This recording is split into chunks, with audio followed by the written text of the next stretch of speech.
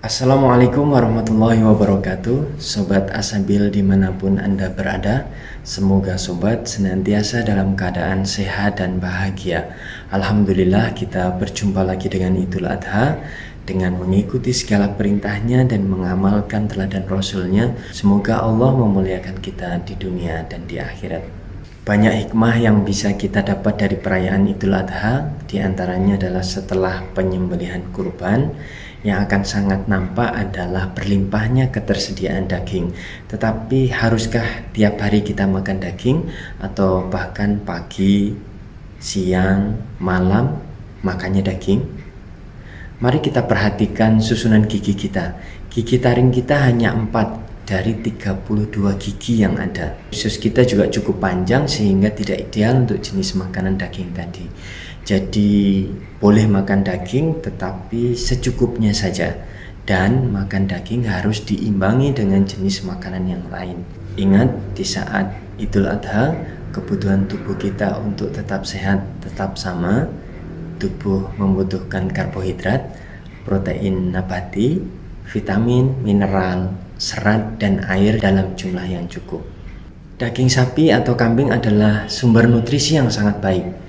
Keduanya merupakan sumber lemak sehingga akan memenuhi kebutuhan kalori, juga merupakan sumber protein hewani yang memadai. Daging kambing serta daging sapi juga mengandung mineral seperti kalsium dan ferrum yang sangat diperlukan oleh tubuh kita. Daging kambing yang selama ini dianggap sebagai salah satu penyebab munculnya penyakit hipertensi atau stroke, sebetulnya memiliki catatan yang lebih baik dibandingkan daging sapi, karena daging kambing mengandung jumlah lemak yang lebih sedikit sehingga kalorinya juga lebih sedikit dibandingkan daging sapi. Jika kita mengkonsumsi daging, terutama daging merah, maka akan langsung terbayang istilah kolesterol, sesuatu yang mungkin dianggap momok atau membahayakan bagi tubuh kita. Perlu kita ketahui bahwa kolesterol merupakan molekul yang mengandung lemak yang penting bagi tubuh. Kolesterol berperan penting dalam pembentukan dinding sel, kemudian berperan penting dalam pembentukan vitamin D, serta dalam pembentukan hormon seperti hormon steroid dan hormon seks. Selain itu, kolesterol juga berperan dalam membantu penyerapan vitamin yang larut dalam lemak seperti vitamin A, D, E, dan K.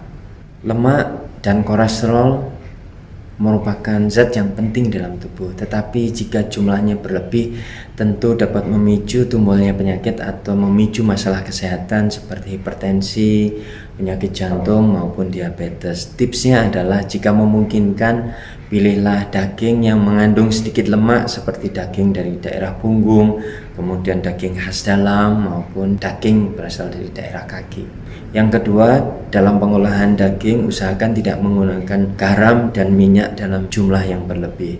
Daging yang berkualitas bagus dengan pengolahan yang sederhana pun rasanya sudah enak, jadi tidak perlu menambahkan bumbu-bumbu atau zat-zat yang dapat memicu masalah kesehatan. Saat kita mengkonsumsi daging, ada kemungkinan kolesterol kita kemudian menjadi meningkat. Makanya perlu kita membarengi dengan makan makanan seperti sayur dan buah-buahan. Pada sayur dan buah-buahan banyak mengandung fitosterol yang mempunyai fungsi untuk menghambat penyerapan kolesterol di dalam usus, sehingga jumlah kolesterol di dalam darah akan menurun.